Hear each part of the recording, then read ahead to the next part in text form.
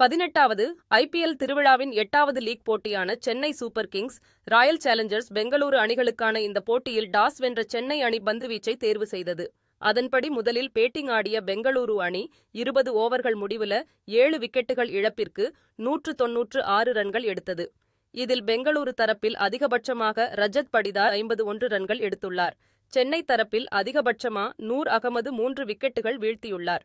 இதையடுத்து 197 ரன்கள் எடுத்தால் வெற்றி என்ற இலக்குடன் களமிறங்கிய சென்னை அணி இறுதியில் 20 ஓவரில் 8 விக்கெட்டுகளை இழந்து 146 ரன்கள் எடுத்து 50 ரன்கள் வித்தியாசத்தில் தோல்வியடைந்தது. இதன் மூலமாக 17 ஆண்டுகளுக்குப் பின் சேப்பாக்கம் மைதானத்தில் சென்னை அணியை வீழ்த்தி பெங்களூரு அணி அபார வெற்றி பெற்றது. இதில் பெங்களூரு தரப்பில் ஹெசில்வுட் அதிகபட்சமாக 4 ஓவரில் 21 ரன்களுக்கு 3 விக்கெட்டுகளை வீழ்த்தினார். யாஷ் தயால் மற்றும் லிவிங்ஸ்டன் தலா 2 விக்கெட்டுகளை வீழ்த்தினர்.